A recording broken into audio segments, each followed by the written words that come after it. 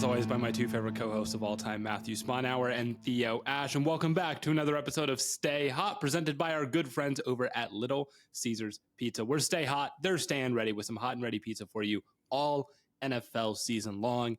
We're here to recap week 9 of the NFL season. Over the halfway point, some teams are starting to pull away, establish themselves, while others are seemingly falling behind. We're going to talk about a lot of teams in the AFC. I think every AFC North team won this week, if I'm not mistaken. We'll talk about a few of those games. Talk about the NFC East matchup between the Cowboys and Eagles. But before we get into all that, Matt, Theo, how are you guys doing today?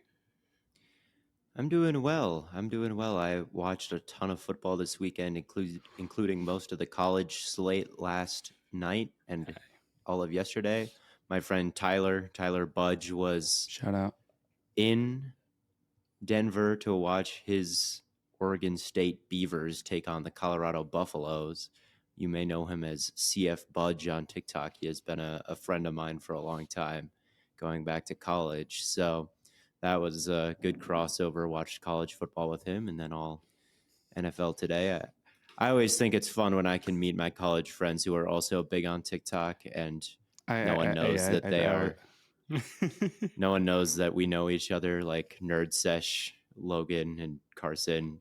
Logan was one of the first people I ever met at ASU and talked to, and it's interesting to me. Like, I really enjoy that, and it's not me who knew them in college. I just always think that's interesting. It's like, oh, this guy knows Theo. The ASU friend group lore is. I mean, because you all went to college to do like the same thing. Yeah, we were all sports journalism majors, so there's a lot of people on that floor who, had the same idea to fire up the TikTok account, and we're all pretty, we're on top of it in terms of like watching a lot of football and being able Arizona State is turn on a camera sports TikTok university.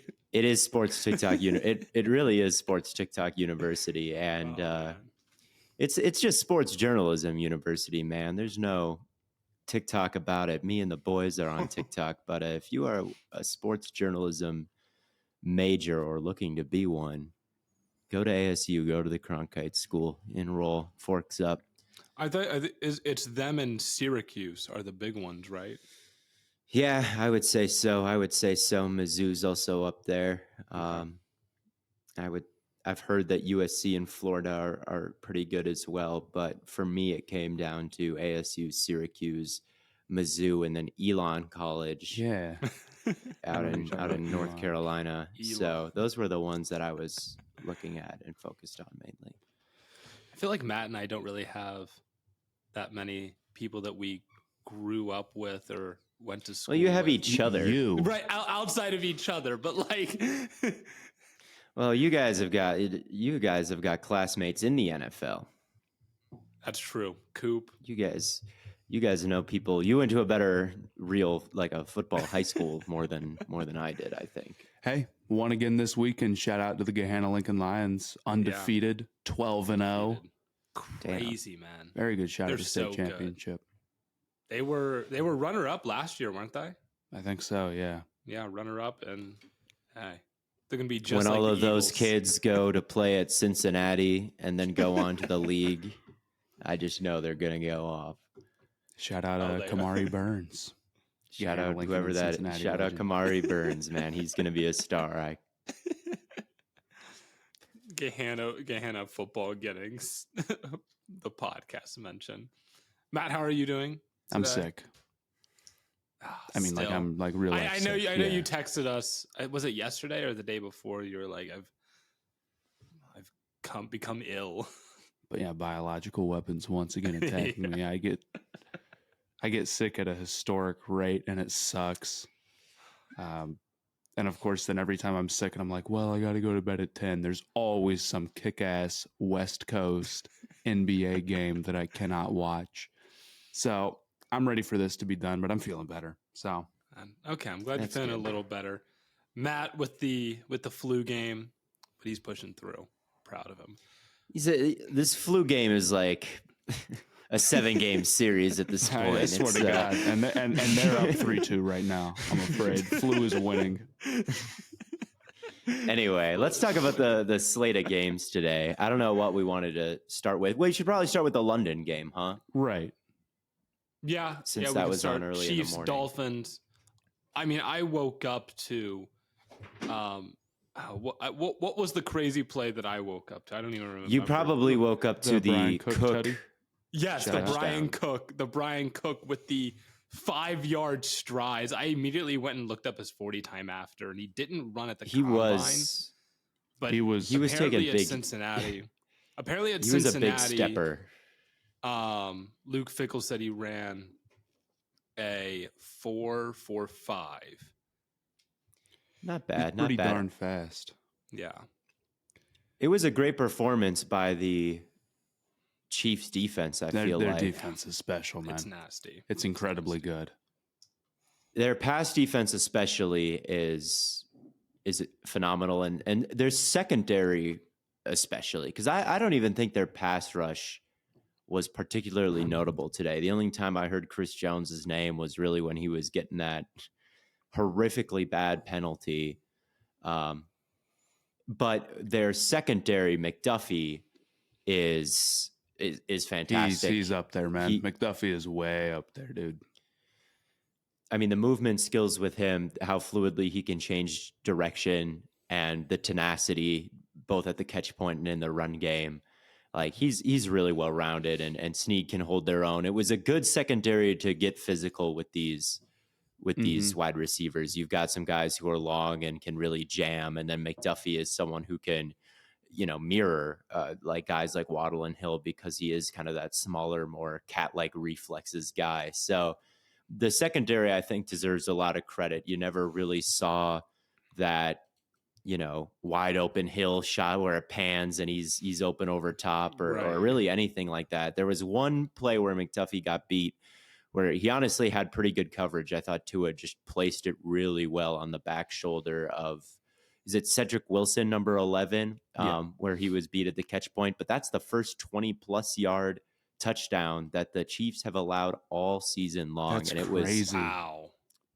So it's been pretty difficult to generate. Anybody, Yeah. So it was simultaneously a really good performance from the Chiefs and a really bad performance by Tua. I thought it was, he missed some stuff, which is very tough when the forte is being incredibly accurate, and that made it tough. Yeah. I do think that the Chiefs were able to get some pressure.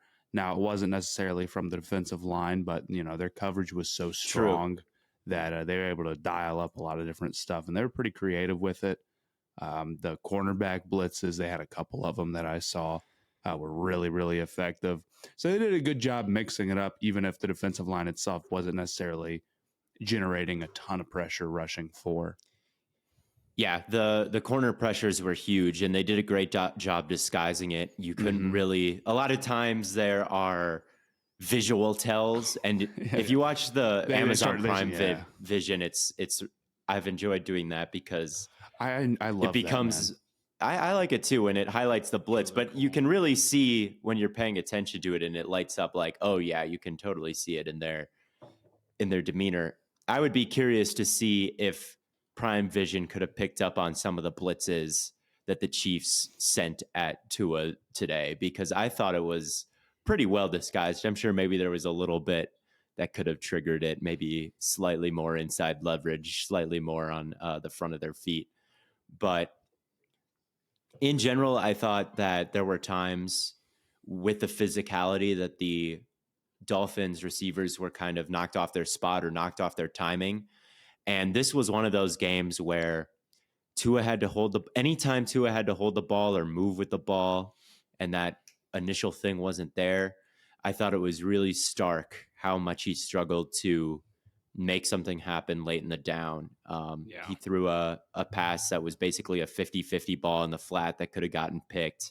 He tried to move to the sideline and ended up just basically having to slide behind the line of scrimmage. And that just really isn't an aspect that's there for them, is that late in the down, second life type of thing. And I think that was really apparent today. And the other thing that I thought went wrong for the Dolphins was the fact that they didn't commit to the run early. The Chiefs' run defense. I'm telling you about him, man. McDaniels gets away from the run so easily. He is so eager to do that. And I think it's because he does not trust that offensive line whatsoever. All of the Shanahan guys kind of do, though.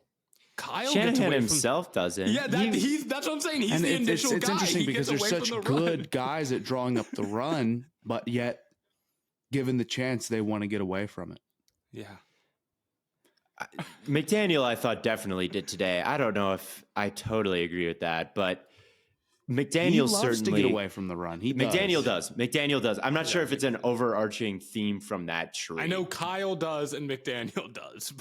Kyle will. I don't know. In big performances, Kyle just.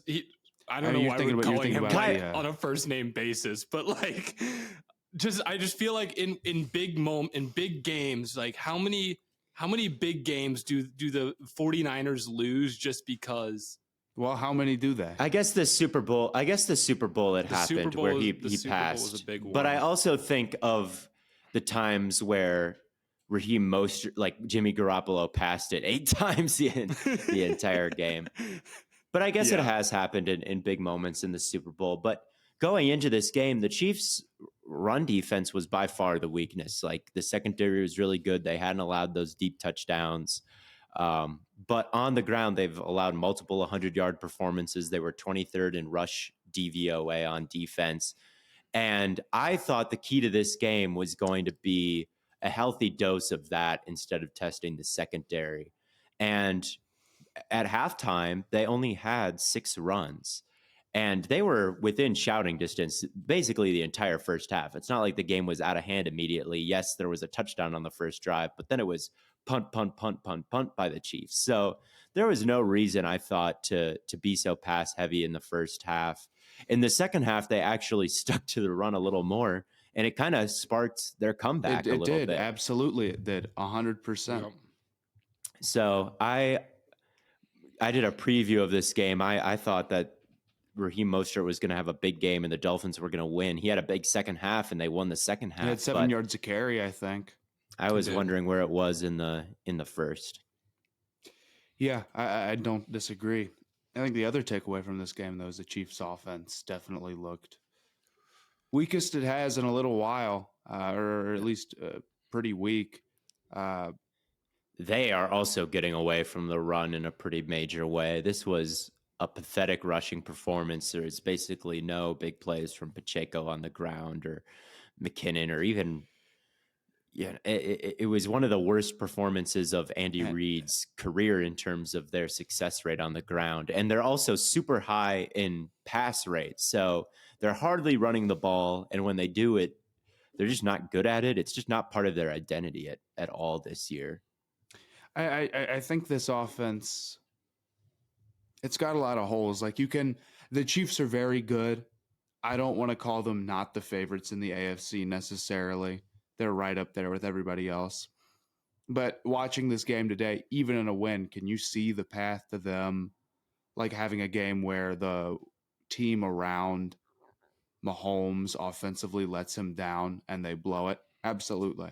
I think you absolutely can. I mean, I made the point on TikTok that they're kind of built out personnel, like strengths and weaknesses wise on offense, like the 2015 Panthers. Interior offensive line good, quarterback's good, but the tackles are terrible and it costs them. They have more good offensive linemen than bad, but the tackles are just a huge problem. And then weapons wise, it's a massive struggle. It is outside of tight end. Yeah, and I think even the interior linemen aren't necessarily like kicking ass the same way. Otherwise, their running success rate would be higher than it was. But I feel like Tooney, as technically sound as he is, he can be a little bit undersized and pushed around. And Trey Smith is the big physical mauler, but sometimes on the technical aspects, it can leave him and he can get beat. Like, I just don't think that any part of this Chiefs offensive line is performing at a really elite level like they have in the past. And I thought that was the biggest problem today. Bradley Chubb, was all over it. Phillips was all over it. Like Sealer and Wilkins had their moments as well. Like I think this Miami front four kind of kicked ass today. Yeah. And, it wasn't just like, oh, the receivers have nowhere to go. It was like, yeah, the receivers have, Rashee Rice isn't really getting involved past the line of scrimmage. Kelsey was quiet. And the line was getting their ass kicked, like more than anything. Ever since Taylor Swift went back on tour, man, it's just not the same. Yeah, Kelsey's not really giving it his all without her in attendance, I guess. But yeah, it's I like the Bengals better than the Chiefs right now, and I can understand that. I like the Ravens too. Yeah. So. And I think that the Dolphins have some serious looking in the mirror to do. I thought that this could be their opportunity to establish themselves against a good team coming off the loss, like against the Broncos. Like the Chiefs offense just didn't look like it was quite in the place that the Dolphins offense is at. Like maybe this can be their opportunity to get a big win against a good team on the board. Instead, they fall way short again, and Tua plays terrible. Like by really anyone's standards, there really wasn't much there in terms of positives for Tua today, I thought. So, and it was kind of the same deal against the Dolphins when they scored 10 points. So, again, this offense needs to prove itself versus a good team for me to take them seriously. I don't know. I think the offensive line is just incredibly weak for Miami, and it can make things difficult. I think that's part of the reason why McDaniels likes to get away from the run sometimes. I think he's worried about maybe spamming outside stuff somewhat because at times it can be harder for them to go inside. Although I feel like they had some success with that today. There's a lot of scheming you can do, but ultimately the personnel issues inside for them are eventually going to show themselves. Yeah, and I don't know. I just wouldn't think the offensive line would be that much of a concern to stop running when they've just continuously been, when they do run the ball, they're just continuously the best in the league at it. I mean, before A-Chain went down, he was averaging 12 yards a carry? And Mostert was averaging 7 today. Like, I just don't see the justification to be like, well, I just don't know if we're going to be able to get it done. Like, are you afraid of Chris Jones? Like, I think they would struggle to run it between the tackles at a high volume. I think that they really try to get to the perimeter, and I feel like you just can't do it too much because you saw it late in the game. They try to get to the perimeter and it got sniffed out, and it's basically like a sack when that happens. Yeah. So unlike just like an inside zone or duo call, the likelihood that you lose 5 yards is just way higher. Absolutely. It's a lot higher. Absolutely. So I feel like they can't just go to it again and again and again and again. But when they do dial it up, they're super efficient at it because they have so much speed. But I don't think they can. It's a really robust running game that you can lean on, but that doesn't mean they can't do it more than they did today, or at least get to it a little faster than they did, because even though I don't think that it's a perfect running game, like they needed yeah, you don't have to run it 30, 40 times a game, but I mean, Mostert can't have 12 carries in a game where he's averaging 7.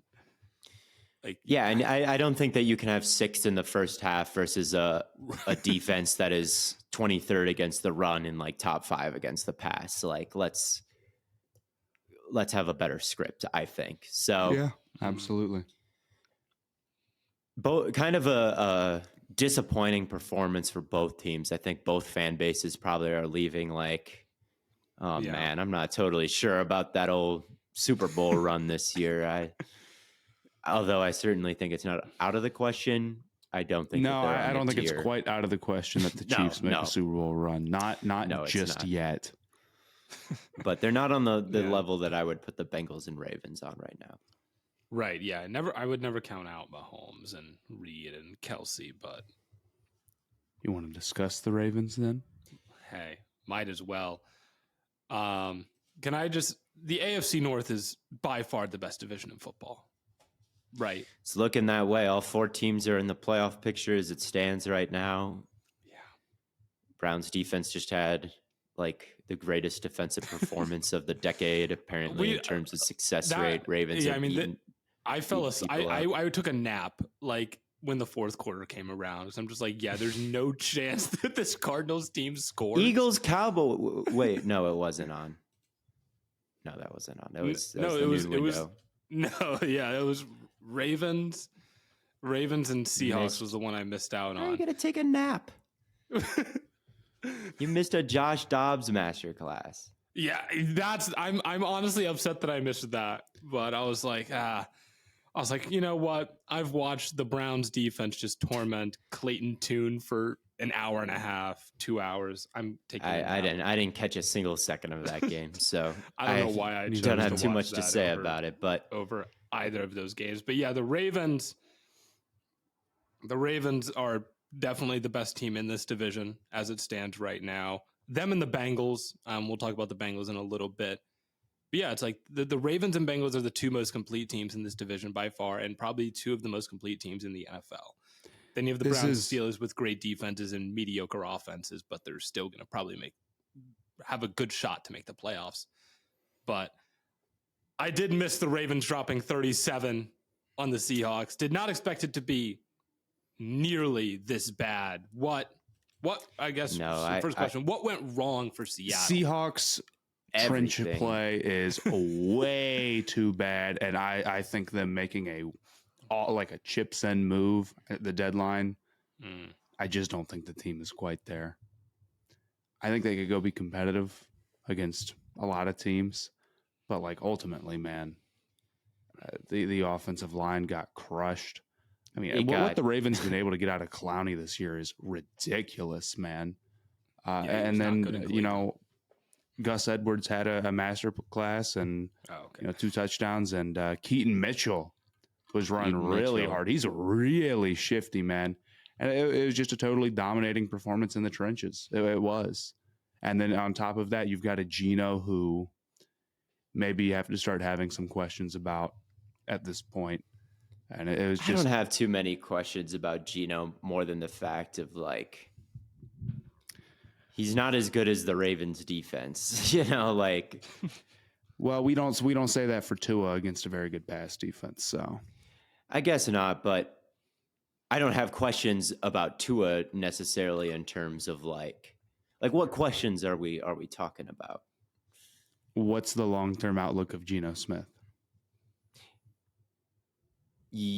That he should be the starter in Seattle now. I don't think that Drew Lock is cooking that Ravens defense today. No, I don't disagree with that. But yeah, I could definitely see them making a move. I don't even know if they make a move in the draft because I don't think Penix or JJ McCarthy or Shedeur Sanders or Quinn Ewers or whoever QB3 ends up being is necessarily... I don't know if that guy is in the draft that you would take to move on from Geno. I think Geno's pretty safe, honestly. I think that it was bad, though, today. It wasn't good by anybody in Seattle. The Charles Cross was losing to Kyle Van Noy. Yes. Like pretty badly, just getting torched. And yeah, it was embarrassingly bad trench play. It was embarrassingly bad. And it's exacerbated by the fact that Lamar's there. And it makes every single play, even if they're running some sort of read, you got to figure out who has the ball. And that got the Seahawks a few times. It got Jamal Adams incredibly bad one time. It's just difficult to deal with. And when you're at a strength disadvantage, at a personnel disadvantage in the trenches, and you've got to deal with the extra man to account for, it just wasn't something that the Ravens or the Seahawks could overcome at all. There was a play where Lamar kept the ball and Boye Mafe was there. He's playing really good football this year. He's a great athlete. And Lamar, he was all over the read. And Lamar kept the ball and just outran him. And you kept waiting for Mafe to like dive and be able to like get his legs from behind. But Lamar, even as a ball carrier, and like you are slower holding a football than you are running freely. Like even with the football, Lamar was able to turn the corner, put some distance between him and Mafe, and like keep going down the sideline. I thought it was a really good rushing performance from Lamar. He just like looked especially fast. I know that he's always fast, but yeah, I mean, he's ridiculous.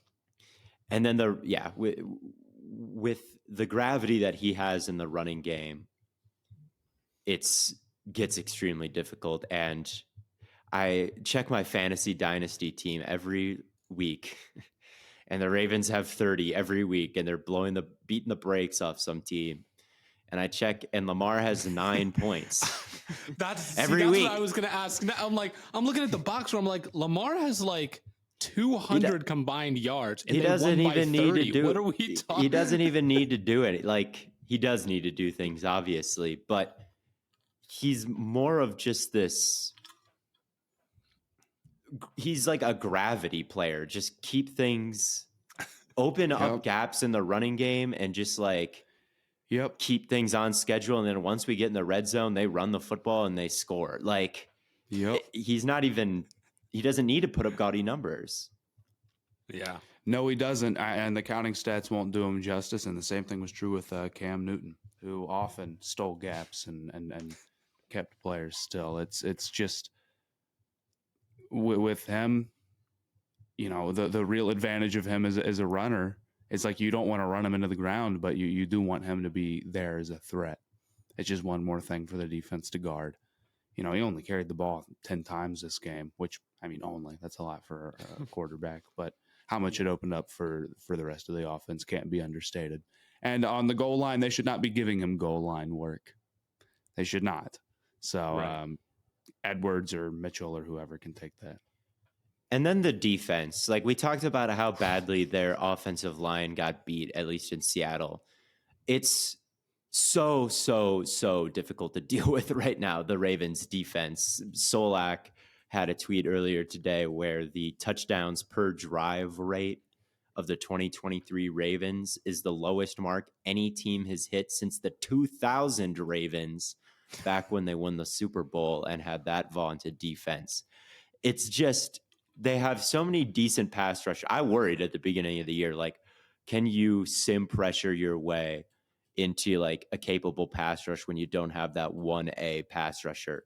They're doing it this year. They just have a million guys who are playing at a high level, and they bring everybody up. You don't know who's going. You don't know who's staying.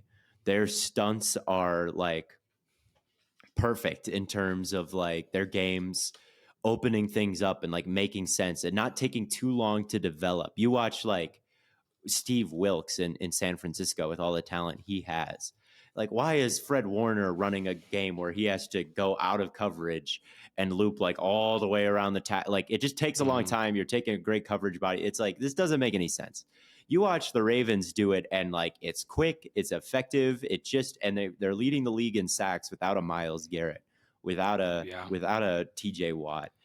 And that's why their defensive coordinator is going to be a head coach next year. And on top of that, you've got, you know, a slot player that is Kyle Hamilton, who's also just a fantastic blitzer and run defender and tackler and everythinger.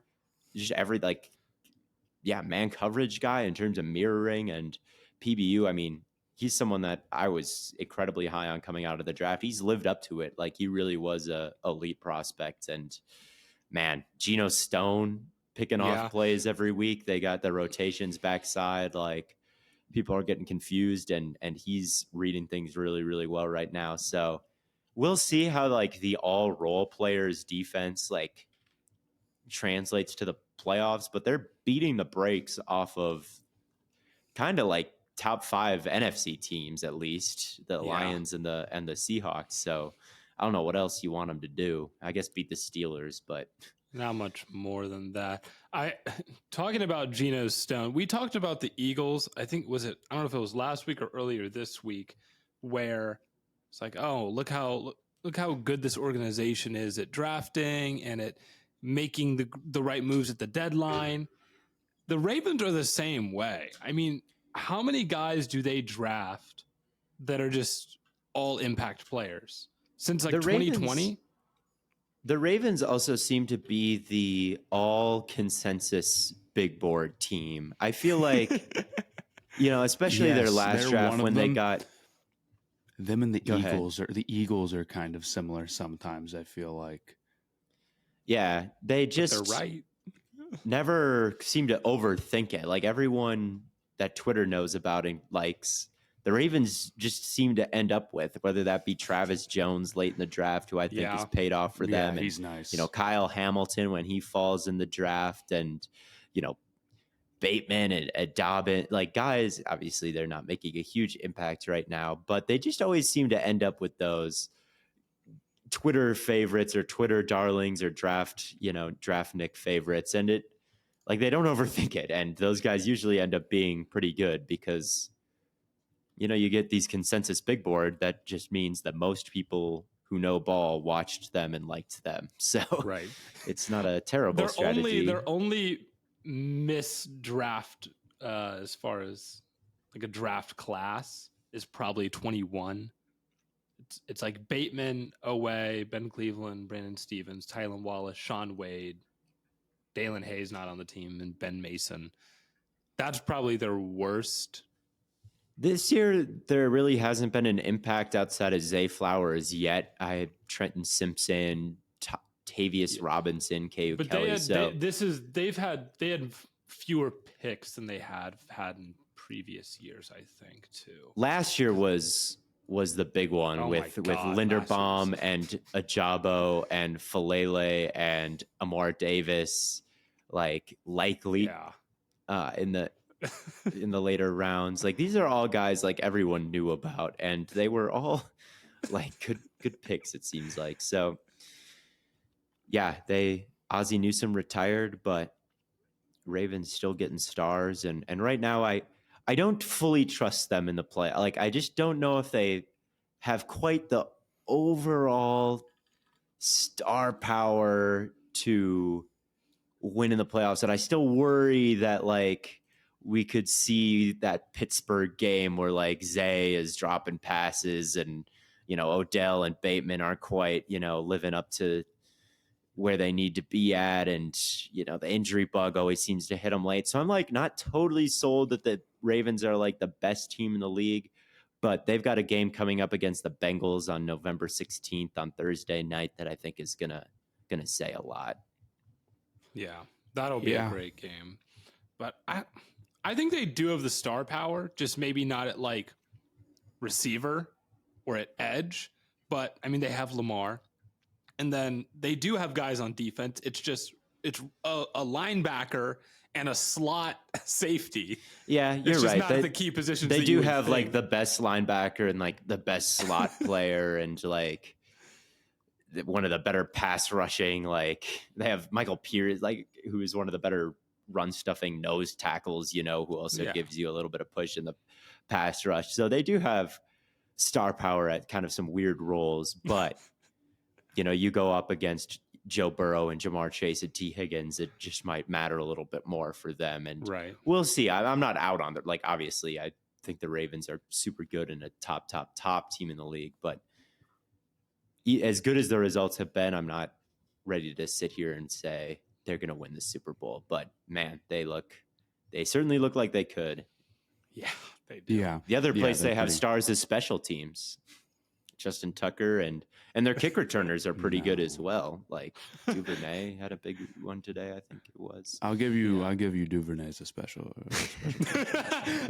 I knew Matt had something to say when Theo said Tucker. Steph Curry makes you believe that you can do anything. I mean, look at me. He has me believing that I can shoot threes when I play pickup basketball.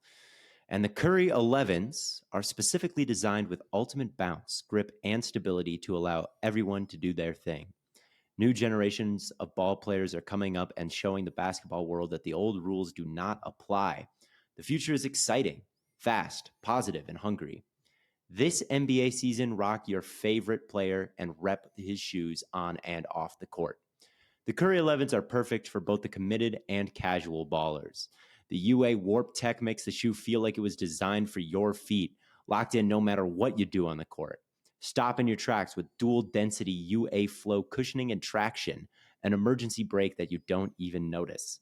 Steph's 11th signature shoe steps into the second decade of his sneaker career, pulling colorway inspiration from the wonders of a positive and modernized future on and off the court. Take these kicks with you when you leave the scrimmage and rep UA wherever you go. Do your thing. Change the game. The Curry 11 Future Curry is available now at currybrand.com. But if we want to take a quick break from the AFC North, talk about an Ohio State legend changing the narratives around Ohio State quarterback CJ Stroud, put up 470 yards, 5 touchdowns in an absolute godly performance against the Buccaneers. He's quite good. Here's my take on him. You know how people in like basketball circles talk about like who's the most complete player in the NBA? Nobody talks about that for the NFL. Is Stroud the most complete quarterback?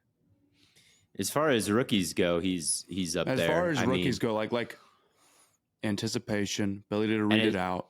He can create. He's got accuracy. He's got a nice arm. He's mobile. Maybe he isn't like the fastest guy or the guy with the biggest arm, although he might be the most accurate guy in terms of just like putting the ball on the money. But he's pretty darn well rounded, and it's all come together for him insanely quickly. He's extremely well rounded, and he's extremely aggressive, and I think that's the thing that really stood out today. And that's like the one thing that is doomsday for the NFL is that translating for Stroud, because the question at Ohio State, was the adjustment to the pockets, the adjustment to the game speed, the adjustment to, guys dropping passes and rotations. And, is he going to be able to put up the numbers or look as good, or what's translatable from the Ohio State film? Because everything looked good on the Ohio State film, but everything looked good for everybody on the Ohio State film. And I think what's being shown is just like no one was carried by anybody. Like Marvin Harrison is putting up crazy numbers with Kyle McCord. Garrett Wilson is putting up numbers on the Jets. Chris Olave. It's why they were the top team in the league, outside of Georgia, who also everyone there was good. And really that whole game last year is one of the all-time college football games in terms of talent on the field at the same time, and how it ended. Like that was the real national championship last year, because like everyone on the field just ended up being super legit, amazing player. And yeah, it was this performance from Stroud. He was throwing double moves over the top of like cover 3 corners' heads before the double move broke, and it just ended up being there, and it was right on the money. Like his ability to keep the football and run with it was on display. Like he powered over some people and got it in for a 2-point conversion, and the touchdown leading up to that, he at the top of his drop and started his throwing motion on a 4th and 9 well before Dalton Schultz was out of his break, like well before. And he had a touchdown drop today. He could add 6. He was rolling out. Kalijah Cansey spun the guard out of his shoes, like was closing in on him. He scrambles out, makes a brilliant throw on the run that gets dropped. So he can put it anywhere he wants. His arm looks like good, like quite good. Like you said, Matt, he is the I'm whole telling you, package. is he not the most like... Yeah, it's like what flaw is there in his game right now? The triple option play was crazy. I don't know if that was a real triple option, but it looks like it. It does look like it. The fact that he was so ready to catch that ball, like it wasn't like he was thrown by it. No, I don't know quite what that was. I choose to believe it's real. Oh, because that would just be I will be believing it's real. The funny thing from that play, though, that was his only tracked rushing play of the day. But because he didn't initiate the rushing attempt, he has 0 attempts for 10 yards. That's too bad, because he also had one on the 2-point conversion. That was a great run. So he had 2 great runs that I guess this one wasn't really And at Too least difficult 'cause he at he's least out got of the space, yards, but like he doesn't get the attempts, so he gets 0 yards per carry this game. Damn.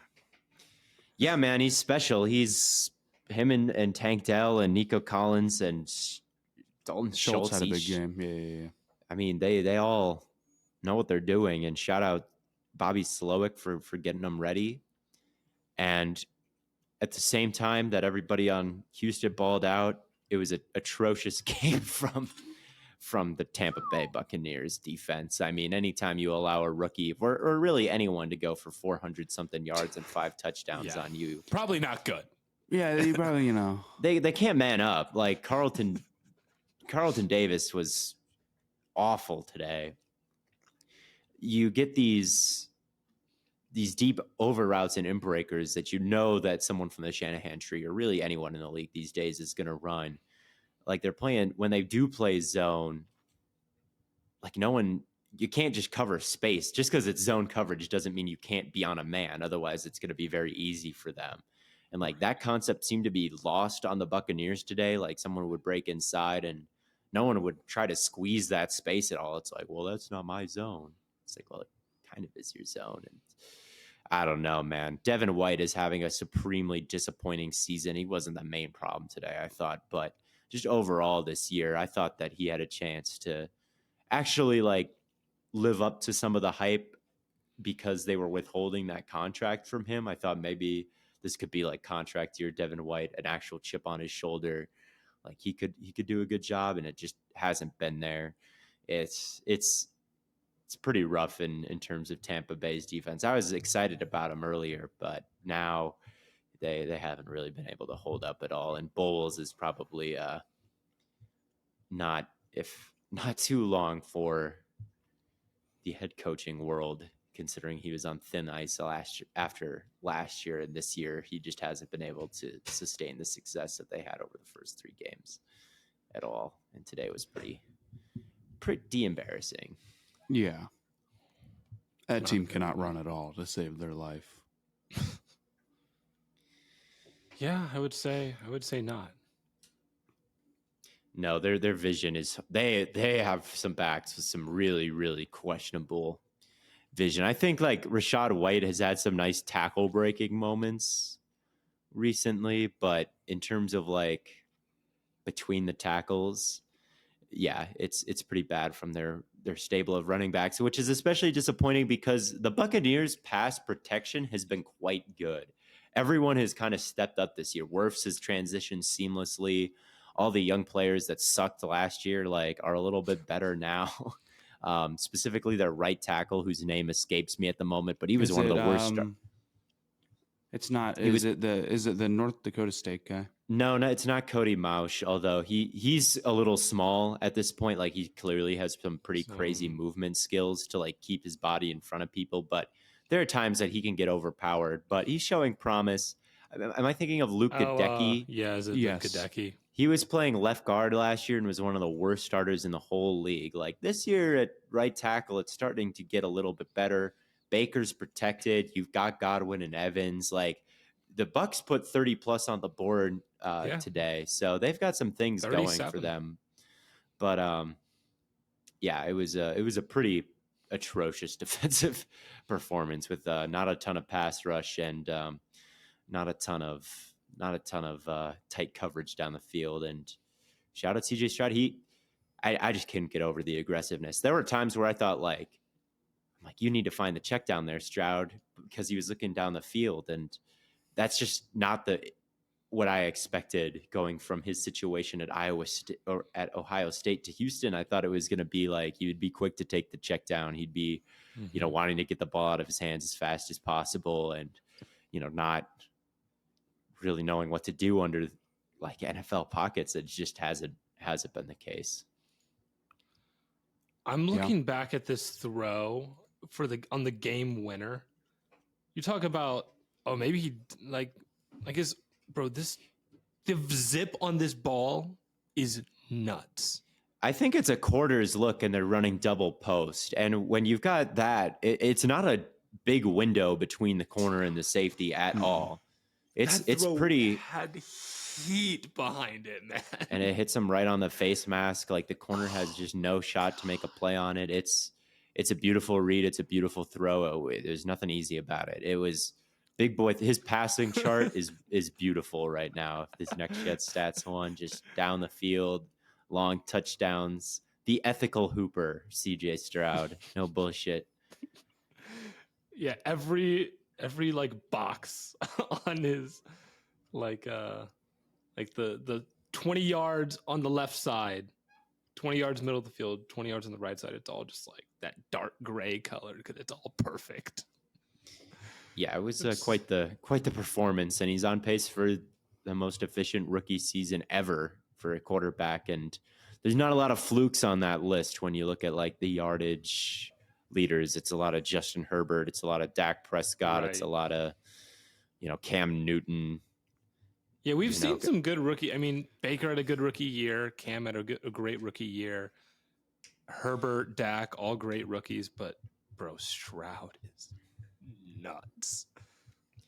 Yeah, it's his. It could be his league soon. I fear it's.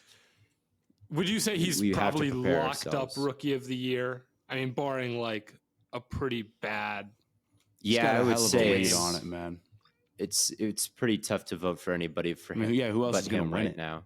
Puka, maybe. Puka. Yeah. but he's probably we fallen just a had a bit behind. conversation about how it was super We close did, like but- 4 weeks ago. It'd have to be Puka. I think that's the only guy who can really challenge him at this point.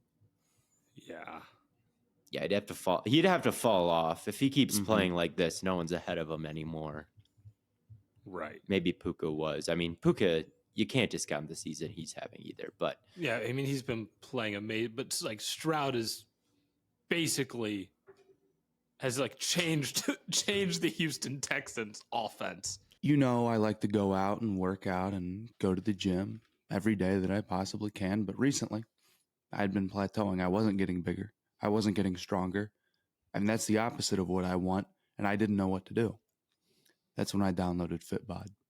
Fitbod is an app that can give you personal planned workouts that fit your exact needs right down to a T. Now, not only is that going to help you get bigger and stronger, but it's going to make going to the gym easier. Instead of having to go there and write down what you want like your program to be and go and do all this research about what you want your program to be, which to me has been like more work than actually just going to the gym. You can just get it from the app, take it off your phone. You don't even have to know what you're doing before you get to the gym. You check it, boom, you're good. If you'd like to try it out, it's never been easier to get the results you've always wanted. Check out Fitbod. Get 25% off your subscription at fitbod.me/stayhot. That's fitbod.me/stayhot. You could possibly cut out the one part at the end where I sort of mess up a transition to the final thing. Or if it doesn't matter, I don't care. another Rookie of the Year candidate that is falling behind is Bijan Robinson. He has not had too many carries recently. Arthur Smith. Legit question: how much time does Arthur Smith have?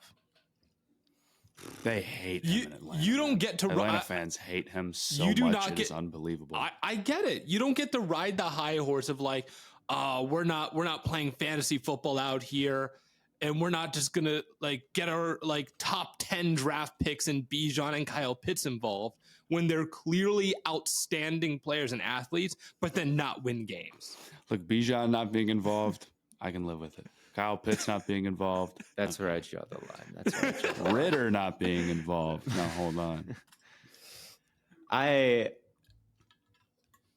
That game today was wild. I mean, Josh Dobbs. I owe Josh Dobbs an apology. You You do are owe not Josh familiar Dobbs with an his game. Well, I think I was a little familiar with his I'm game. just quoting the Twitter graphic. I don't mean But the ratio of good to bad was a bit out of whack in my prediction, because as a backup, like, he did have some pretty bad turnovers today and took a safety, and that's kind of the thing that I feel like you especially don't want backups to do. Like, if you don't have the big playability to afford those kinds of losses or make up for those kinds of losses, they get pretty inexcusable. But today, Josh Dobbs was on one. And he didn't really, I think, know the play calls, and he wasn't very well. I don't think that. I know that. No, he had not practiced with the team. No, he was working really on the crazy. cadences, and they were describing like what the play was kind of supposed to look like before the headset cut out. And then he'd go out there and he would just scramble around and just basically Mahomes his way into a win. So yeah, that was pretty fucking wild. And Josh Dobbs, I'm sorry for saying that you were a mid backup and didn't move me, and was overrated versus the Cardinals run. Although Josh Dobbs may be a little overrated for the rest of his career after that performance. He's the new Fitz though. Like he'll probably be on a million teams. He's really smart. He's got the Fitz. He's got a little bit stamp. of that. He's got a little bit of that fuck it we ball gene that Fitz had that can always, result in a big game every once in a while. So no, that 4th and 7 he picked up on the final drive. Special. That was special. Yeah. No, he's not a bad player. And it's just a crazy situation to be in, man. It really is. So shout out to him. Shout out. I didn't watch the whole game. I can't lie, but I watched that last drive. I watched the highlights. I was not watching, obviously, at the beginning of the game because I was honest. I was actually watching Bears Saints. Why? So because I bet on the Bears. I thought that the Bears. That's not a good reason. It's not a good reason to watch the game. It's not. Well, I guess it's more not a good idea. Well, Why they covered the bet spread. on the Well, because they made the move at the deadline, and I thought that they were going to be in full save our jobs mode. I think that's just where the Bears are at. Like, we have to save our jobs over this last stretch. I think that's the only real thing that explains the Montez Sweat trade. I think that, you had Eberflus saying, we're turning a corner. We're 2-2 over our last 4. Their point differential is pretty good over their last 4. They just made this move at the deadline. They kind of had some things starting to go for them in terms of perhaps getting at least back in the hunt. And they were playing the Saints, who are probably the biggest threat for the 7th seed right now, or probably now the division. But a win over them would have certainly, they were in your way. So I thought the Bears were going to come out, be able to run the football. The Saints offense did really move me, and perhaps win a fluky one. And they were in it the whole way. They really did perform, I think.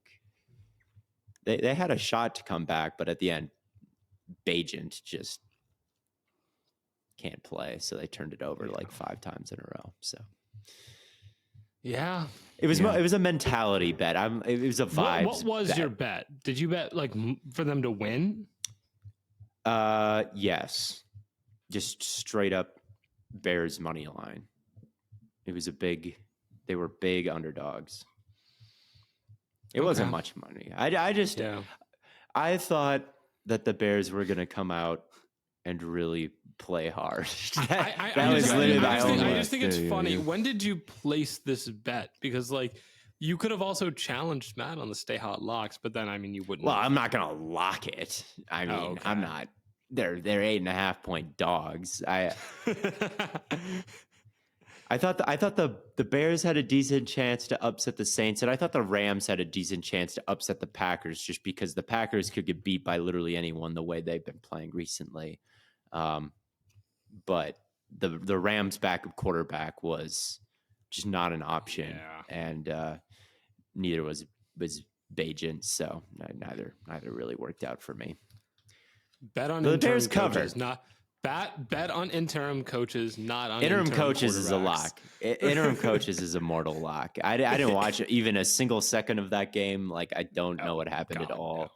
I saw that AJ Cole set a record for like highest punt average in single game history. So shout out AJ Cole Bro's for that getting a 99 accomplishment. PF grade after today. But yeah, I didn't watch it, but I didn't need to watch it because I knew the Raiders were going to win because they had an interim coach. But anyway, you were asking about Arthur Smith. Yes, I was. I wouldn't fire him. You wouldn't? I mean, like now? No, not now, but like, how long does he have? I don't know. Depends on how the rest of the season goes. I would say if they miss the playoffs and if he misses the playoffs, he's in trouble for sure. Yeah, he doesn't have a high approval rating amongst anyone right now. All the film nerds who liked him because they liked Desmond Ridder are now mad because they benched Desmond. He did bench Desmond Ridder. Fair and true. Fantasy nerds are mad at him because of obvious reasons. Yeah. And Falcons fans are mad at him because the team is not winning, and also a combination of probably the reasons that fantasy and film Twitter are mad at him, and probably even more. No, Falcons fans hate Ridder with a passion, like he's the problem. I can tell you that right now. Do Falcons fans hate Ridder? That's crazy. You will rue the day you bench. They don't know ball. I think they should go back to him. I think they could. I think Arthur Smith seems like someone who could just flip-flop wildly with the personnel. I don't really think Heineke played an especially electric game today. He had a pretty bad pick. Which is, what you benched Ridder Notice for. how everybody wasn't like celebrating it on the timeline. I don't really notice a lot of Ridder's celebration when he throws a pick, but I digress. You're not looking. I guess I'm not. I follow too many people who like Ridder. That's like. Next time you Desmond like Ridder starts. When Ridder starts next week, I'm setting notifications for like every tweet that gets sent out about Desmond Ridder during the afternoon, and we will keep track. Blow up, man. But I am thinking. I was an Arthur Smith fan. I am thinking, just the way he goes about things, just has maybe a high floor and a low ceiling, and I do wonder if his particular style can net you a Super Bowl win as much as it can make a mid quarterback look good and a running. Tyler Algier having 3.2 yards a carry, Bijan having 5.1, and Algier having more carries is useless. Tough to defend from a box score. Like, it is stupid. It is stupid that it's Jonnu Smith and Tyler Algier over Kyle Pitts and Bijan Robinson. That is dumb. Yeah, it is dumb. Jonnu did have a great game today, though, I will say. He's got this low center of gravity, and he like moves quickly, and he's just like kind of hard to – it's kind of a difficult combination. So he's actually one of their best yak threats. Obviously, Bijan is their best. He actually has equal yards on considerably less targets and twice the yak as Kyle Pitts. Conversations must be had. And I feel like in an offense like this, yak can be so important if it's, play action. You're getting these guys, running free over the middle. You're dialing up these screens. Like, that's kind of his game. And Jonnu does fit it. But still, Kyle Pitts should be heavier involved. Like, Bijan should – Bijan's the easiest answer. Like, he can talk about the hot hand all he wants. Like, Bijan's hand is just naturally hotter no matter how the game is going. Like – Bijan's just more talented. Like, but he fumbled once.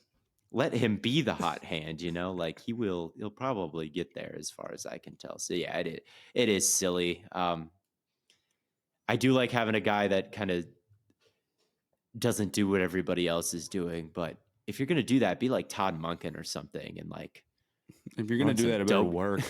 Right. Run some dope shit that works. That works and scores touchdowns. Yeah, if you're gonna be on your high horse, you better be 6-2, 7 no, you don't get to be 4-5. Yeah, this whole charade where he's like, you guys just don't get it. Why we need to hand the ball off when it's not working. It's like, well, exactly are we missing here? Yeah, put in the guys you drafted in the top 10 of back-to-back drafts. I still kind of like him because of drafts. how mad he makes fantasy Twitter. Like I'm rooting for him to turn it around, but right now I'm not sure if he's going to turn it around. So Because I know if Arthur Smith is back, they'll fall for it again. I know if he's back, it's going to be like, wow. You wouldn't do it 2 times. This is what happened with Gibbs, man. Next year when they take Leggett in the second round, height, weight, speed guy, and everyone is like, Scotty Miller will not out target Leggett, man. That wouldn't make any sense. And then yes. Hey, but let it be known, fantasy people, I didn't make that many fantasy videos before the season. One that I did say was don't pick Bijan Robinson high because Arthur Smith was going to run Algier way more than you think. You should have listened to me, man. When I put on that fake Algier fantasy voice, one of my drafts, I've cooked 2 years in a row when I put the like monkeys spinning monkeys sound on and just put on my annoying fantasy dude voice and just try to spit. Because last year it was Josh Jacobs, and then this year it was Fade Bijan because of Arthur Smith, which none of the fantasy people seem to want to do. So I am victory lapping right here. That's what that was.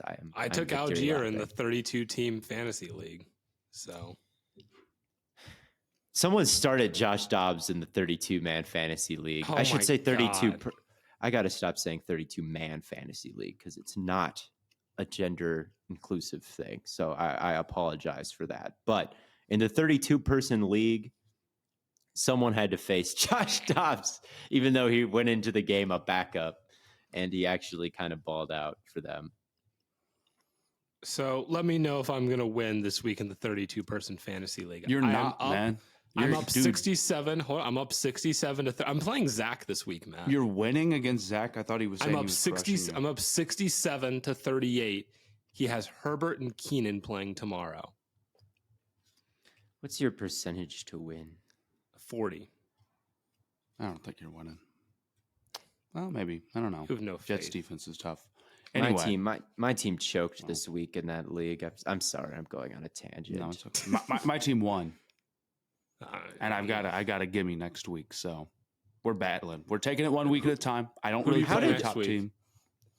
I have one of my buddies end with 21, but he has points. like a horrible bye that kills him. So Dalton Kincaid has ruined my chances of winning. I need Breece Hall and Alan Lazard to go off in a major way since I am down 26. that's possible. You got it, man. Yeah, but he has Dalvin and I have Breece and Lazard, so it's probably not happening. But there's a world it could. Make one of those TikToks where it's Dalvin like, gets like 1 tonight, point a week. You're good. We're looking to one man. True. If there's one person that I am not worried about, it is Dalvin Cook. I'm pissed that he didn't get traded at the deadline. And that video, that fantasy football, if he would have gotten cut or traded at the deadline, my duet of fantasy football's Theo Ash NFL is a fraud because he doesn't like Dalvin Cook video would have gone triple platinum. I swear, if he would have gotten cut, stitching that would have been the greatest moment of my entire life. It's still pretty good. You would have needed to draw out the video so that when it goes triple plat, you still get the Dalvin will be cut eventually.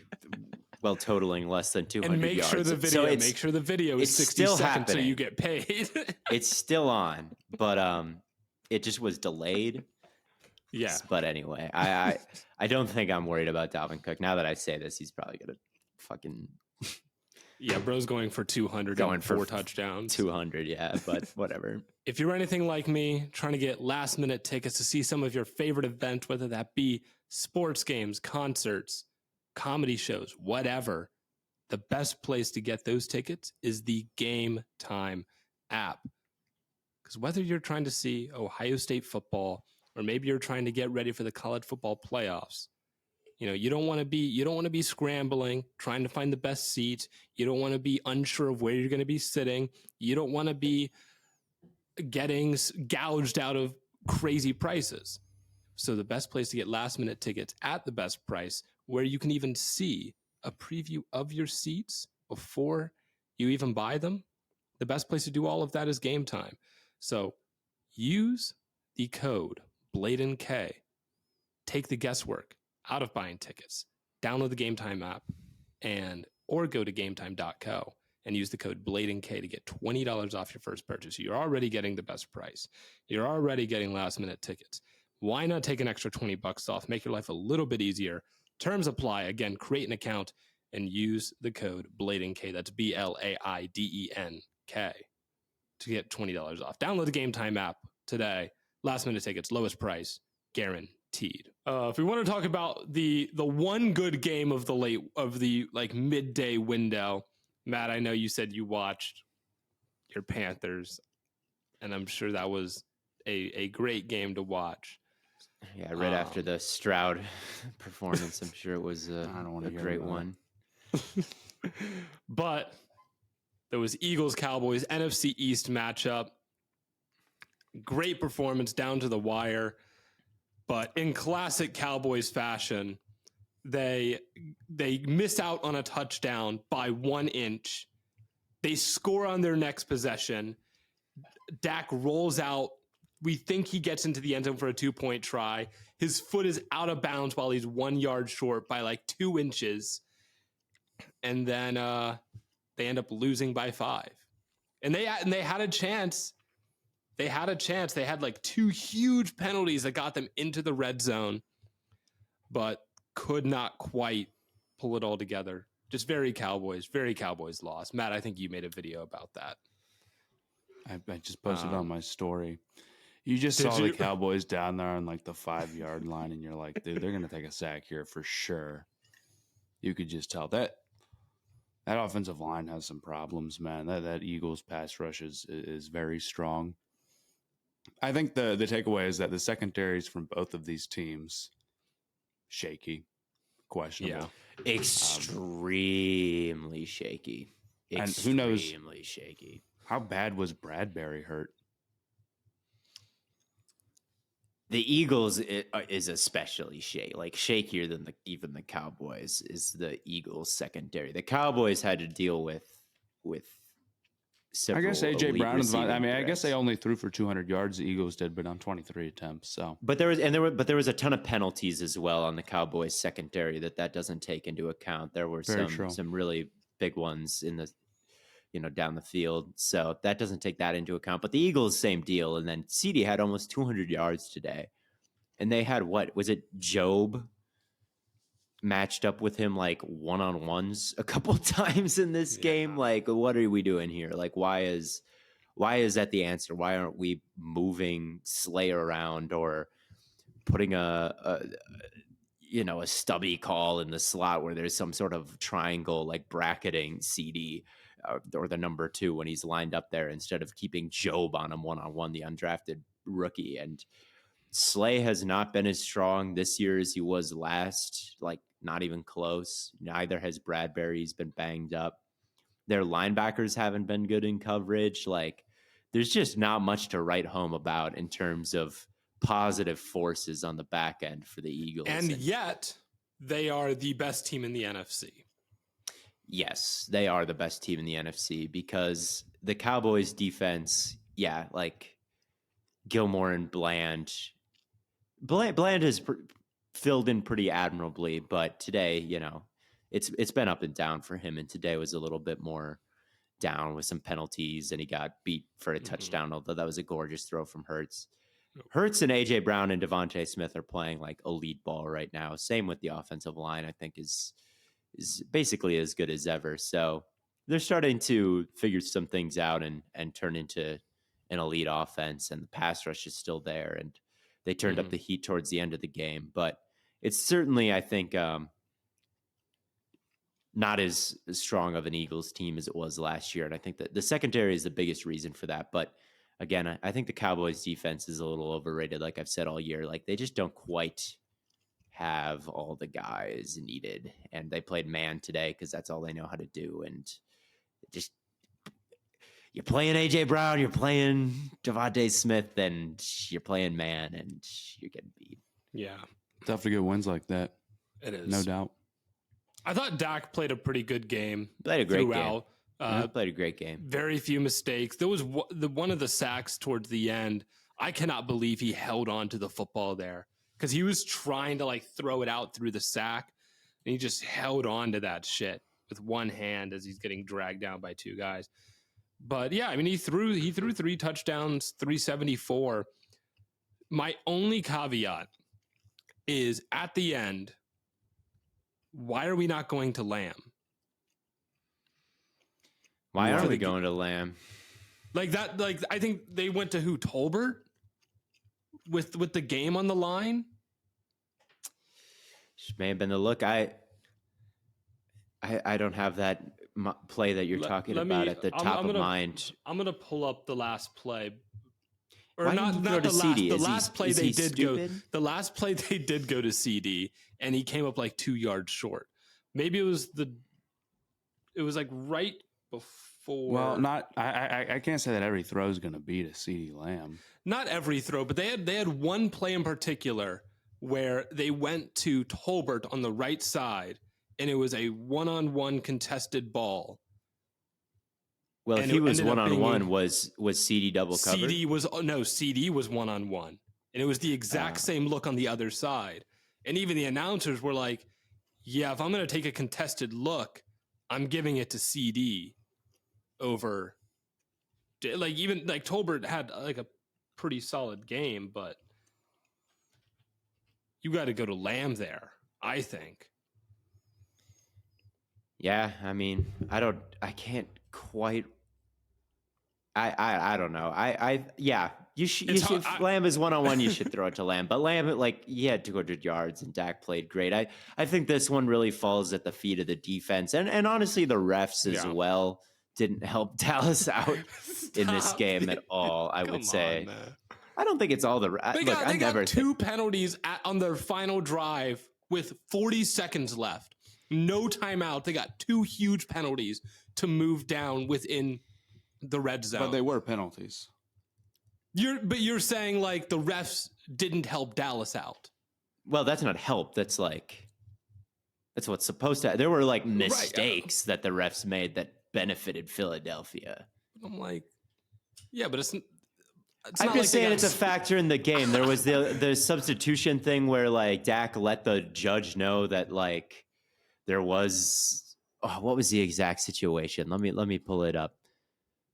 Was it the like illegal formation? Yes, it was a pre-snap penalty. It wasn't like a holding that although there was a pretty bad missed holding penalty on the Eagles on Micah Parsons that was there. But I don't know, like the refs over the course of the game just not quite I thought favored Philadelphia a little bit, and that's also I think not the reason that Dallas lost. I think that their defense overall like couldn't really contain the Eagles at all, but I think it is worth mentioning. I don't like talking ref ball, man. I hate it too. I think if you played good enough to win the game, you would have won the game.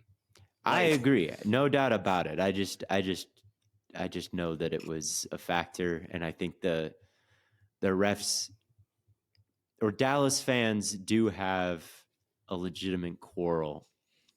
71, their lineman came in, and he was an eligible receiver on the play. Okay. And like Dak confirmed it.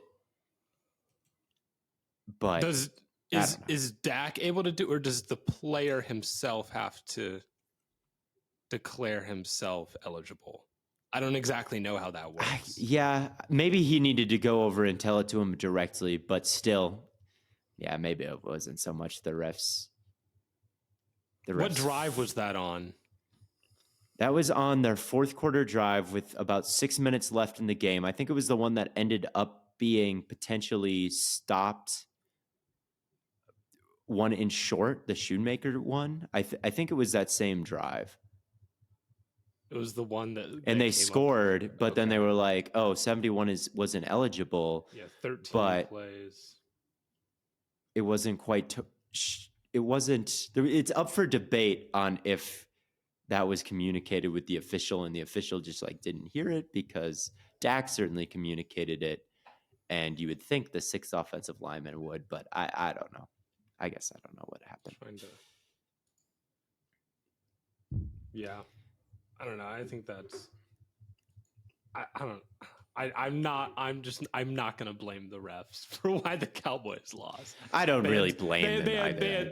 They had plenty of opportunities to win this game. They could have won this game and need the ball out on the last drive.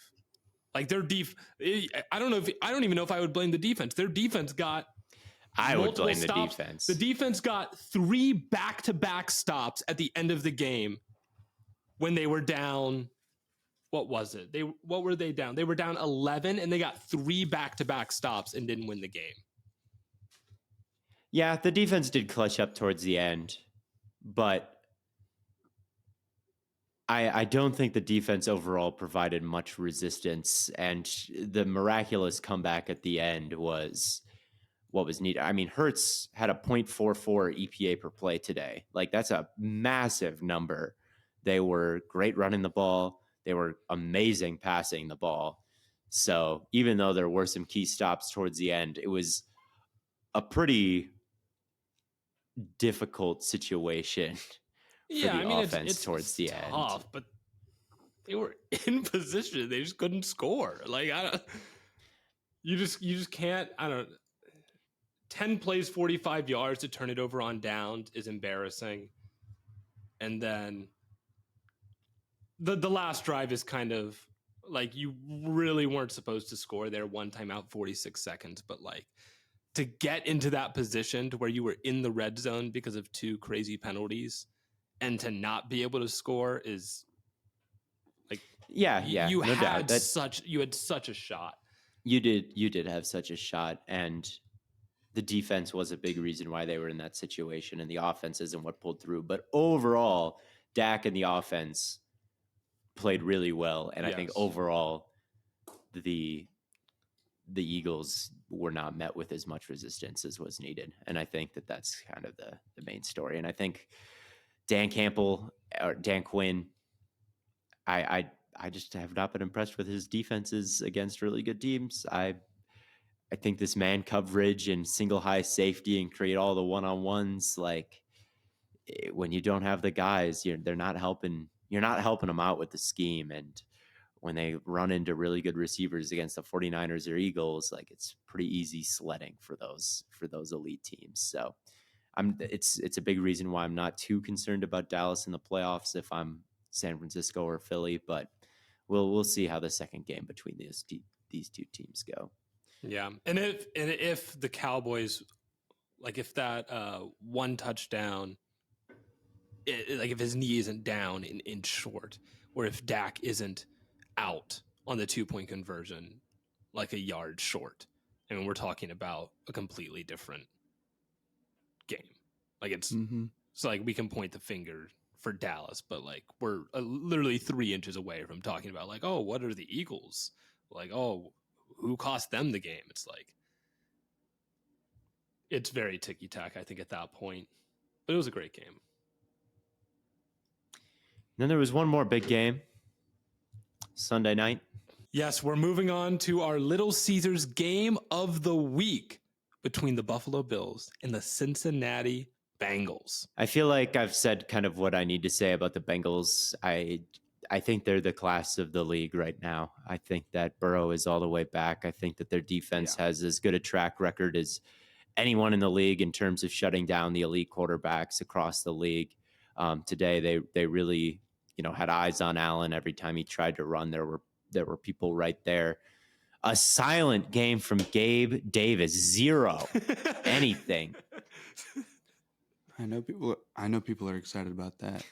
Certain individuals and groups are glad to see Gabe Davis. This is kind of Gabe Davis failure. He sucks, dude. He's not real. Stop. I stop. I won't stop. He doesn't suck. Yes, he does suck. As a wide receiver too, he should be a depth piece at best. My takeaways from this are like The Bills' defense is just so banged up. It's not fair. And their rushing offense is the same as it's always been. How many times do you think they ran it with a non-Josh Allen player today? 7 6. times. Yeah. Oh, I was gonna say 7 8. times. It's ridiculous, dude. It's just totally out of their game plan entirely. It's all Josh Allen hero ball, and that'll get you pretty far. Josh Allen's pretty good, but there's a limit on it, you know. Yeah. Yeah, they my worst fears with them, I think, are coming true from before that. Why didn't I stick with Bills miss the playoffs, guys?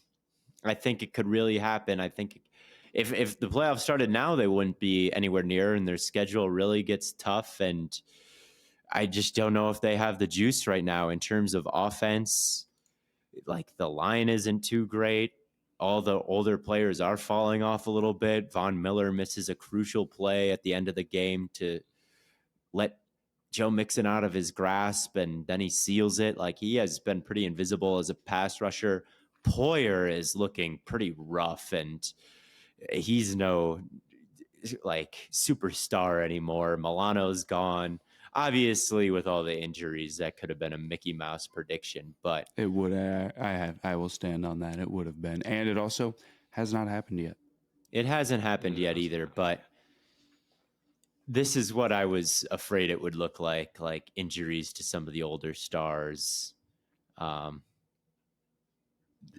ones that are healthy, not playing at the level that people may expect based on the fact that they've got based on what they've done in the past, based on the stars they've been in the past. Like, I just don't think Poyer is that anymore, So, but it's tough to overcome Daquan Jones and Milano and Trey White getting hurt. Like, it's basically impossible to overcome that and still be a great defense. I think Rasul Douglas being mixed into the defense like more in future weeks will be a big help. I think that he's a nice player, but I don't know, man. It's kind of a one man show right now. And Allen, if Allen doesn't have the help of an elite defense, I just don't think that's a winning formula, is letting him do absolutely everything, him and Diggs.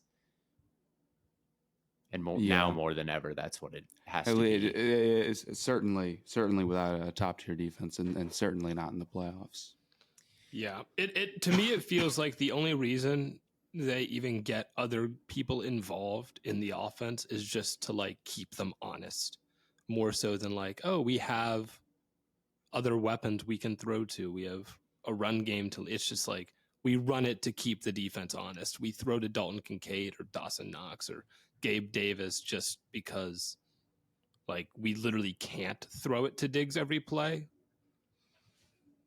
But yeah. I think if they could, they would just do straight drop back Diggs, Allen. I think if they could, they would do that every single play.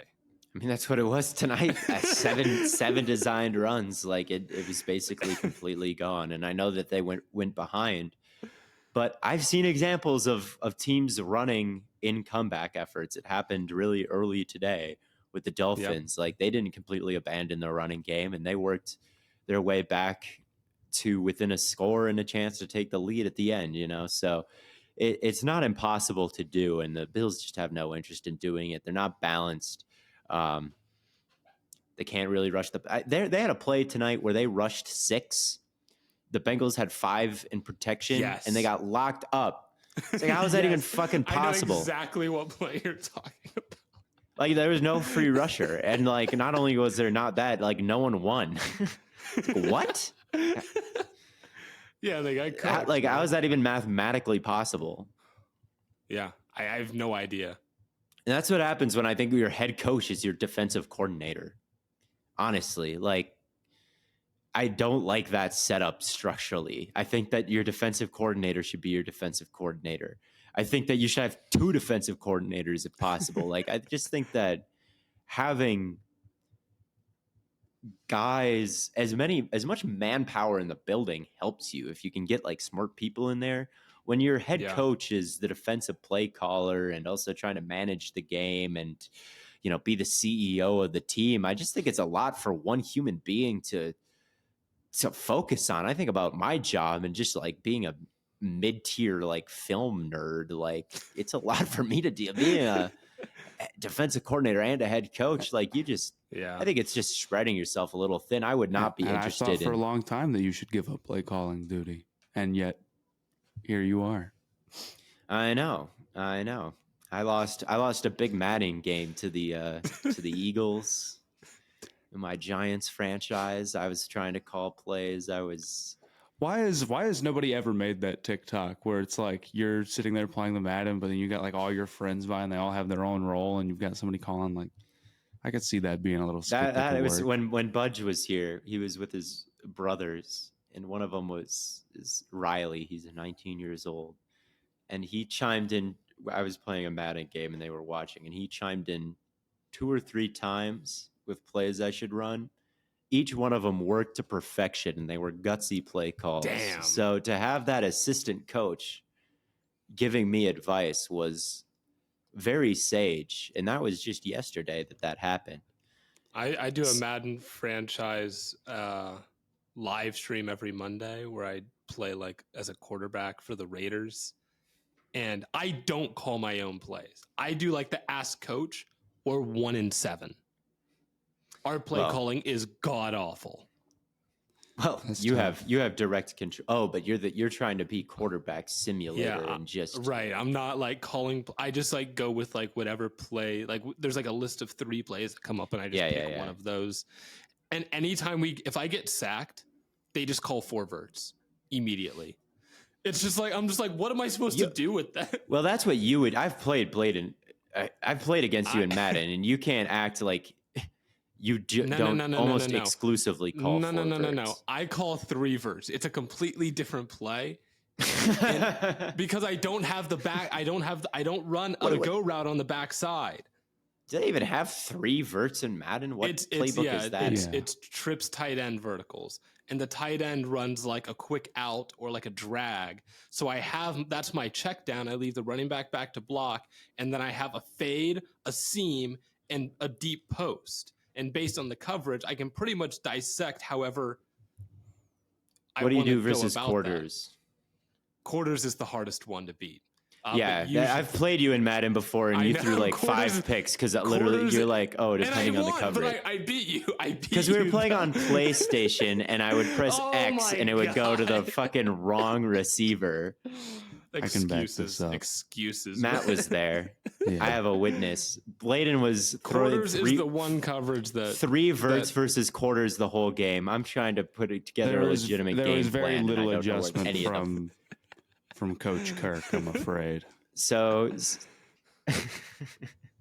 really the answer is that if someone comes out and they just start running quarters, I should just start running the ball more. But yes. That is the correct answer. What were we talking about? We were talking about why the Bills should not have their defensive play caller be their head coach. How much longer is McDermott got? I guess that's a question along with Arthur Smith. I mean, he's got. What if they miss the playoffs? I don't think he's quite on that hot of a seat. Because they've been pretty damn good the past few years. I think they might find themselves in a situation where they just don't really have any moves to make, so they're like, "Let's fire our head coach." Like that. There's maybe there's teams some get to that. You know what? You might be right. That's true. They could be in that situation. And he would probably find another job somewhere, but sometimes that's just how it goes. You're an elite team. You make a big move for Vaughn. You don't hit in the draft. You pay your quarterback, and everybody's getting older. And then you're just like, I don't know how we can spin this and have a better chance at it next year than we did this year, the years before. It's like, we just got to have a new vision and hope that vision is just a little bit more revolutionary than what Sean McDermott is doing right now. So I think he could be on the hot seat in that way. Just not that he's doing an awful job or that the Bills have been like some scrub outfit under him. But Yeah. just in I terms don't of know. like they If kind of they painted themselves in a were- corner, and I don't know what other moves they've got. If they were to move on from him, they would definitely need to get an offensive-minded guy just to have more creative options other Potentially. than Allen. Definitely potentially. I don't know. I do think it makes more sense to have an offensive-minded head coach long This year is term. kind of changing the narrative, though. Yeah. D'Amico's Maybe. kind of doing a Yeah, great D'Amico's job, balling. and it's kind of a down year for quarterback play in general. And like a lot of these defensive schemes have kind of run the league so far this year. There's no Allen or Mahomes or really anybody who's cooking except for like right now Lamar and Burrow. It, like I said, they seem to be like the cream of the crop right now. And who are their defensive coordinators? Lou and Arumo and Mike McDonald and guys who are probably up for head coaching positions. So it's kind of been a defensive coordinator type of Yes. year. Yeah, I can see that. I just I get think what that I if do. you're- I agree. I think if you're in a position like, and this is my it's like my concern with the Lions and Goff is like, what's going to happen when they lose Ben Johnson? Right? Because it is like if your offensive play caller is your head coach, you're not hiring him away. If you have a great offensive system, you're not going to lose that guy. But I feel like, and I guess like the same is true for a defensive system. I just think that the offense might be more necessary to keep at a high level. Yeah, I agree with you. I definitely would have said the same thing before this year. This year is kind of changing my mind. And, you know, the NFL is kind of cyclical. And right now it kind of seems like it's been an ugly year for NFL offenses. It just doesn't feel like there's that. The MVP race is just pretty mid right now. And like when you talk about the best teams in the league or best quarterbacks in the league right now, it's like, I mean, you put Lamar in that conversation. He's not even having a great box score year, you know, like he's just like not messing up. And that puts him in a, I mean, he's playing great. Don't get me wrong, but there's no one who's like undeniably just balling this year. So yeah, maybe the narrative is starting to change a little bit more, especially with Mike McDonald, who is a young guy who has basically has a rookie everybody. quarterback ever won MVP? You're talking Stroud? No, a rookie has never won MVP. Would be. I would say it would be interesting. The Stroud's MVP case right now, I would say the Texans probably need to. Are they 500? I think they are 500. I think they are 5. They're exactly 500. Stroud needs to end with some pretty gaudy numbers. I don't think it's completely out of the question, though. And it's a long shot. It's a long shot, but to have 5 touchdowns and almost 500 today, like that definitely puts him in the mix, probably. I mean, there's not a lot of people who want to reach out and grab it right now. Mahomes didn't play great today. Allen didn't play great today. Burrow, he could make his case, but you know, he's kind of got to dig himself out of the hole that was created through the first couple games. And Stroud, box score wise, might end up better than Lamar. So if the Texans end up with like 10 games, like it's not like it's completely unthinkable, but there's definitely Stroud's got an uphill battle. And today was we can't expect too many more performances like today. But I don't think he does only have 14 touchdowns, but only 1 pick on the year still. And also only 14 touchdowns isn't too. It's not too low, but like it's possible, but you'd have to be projecting like even better of a second half than a first. And a lot of Texans wins. It can happen. One interception this year is really quite good. Or no, that was coming into today, I think. He didn't throw one today, so. No, I'm saying 14 touchdowns and 1 pick coming into today. That helps his case for sure. No, I think it's. Is that including overall? I think it's including today. I think he had 9. I don't know I don't know which sites update today and which sites update like Tuesday. I think it is possible, but I think that he's got some ground to make up in terms of passing guys like Mahomes and Tua, and in terms of efficiency, and then the team results have to be there too. So I wouldn't bet on it, but I don't think it's insane to say. Yeah, you're right. It's 14 overall. NFL.com updates instantly. Good for them. Yeah, it's not completely out of reach, but it would be tough. But who I don't think there's knows? much more to say. I don't think there is much more to say. Thank you all for tuning in for another recap of week 9 of the NFL season. We'll be back to we'll have a live stream to go over another potential NFL draft prospect first look. We do these first look film reviews, so we'll do one of those. And then, of course, we'll have another episode coming out for you Thursday morning. But until then, thank you all for tuning in. And until next time, we will actually, I have one question for you guys. Personal question, Yes. not unrelated to football. I'm ordering like a TV stand. Yes. Should I get one? I really like this one, but it wouldn't get delivered until mid-January. What? Get a TV stand that's available now, man. What is the difference? It looks really cool. I don't know. I wouldn't wait that long for it, but I you wouldn't do wait whatever that you'd long. like. All right. You can do whatever you want. You All and right, me man. operate on different wavelengths in terms of I guess that's fair. style and aesthetic. But to me, I would I mean, you need to watch TV. Right now my TV is sitting on like a chest, which is eventually going to be like my coffee table.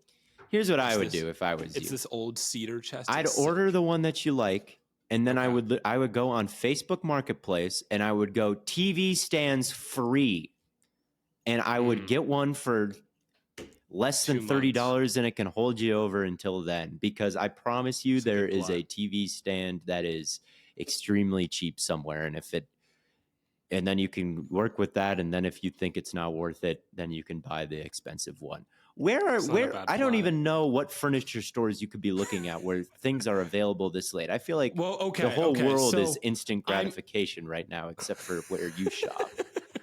Like, what website is this? So the problem is I'm looking for very specific dimensions for my TV stand because it's going in front of my fireplace, which I don't actually use because it's like blocked off and everything.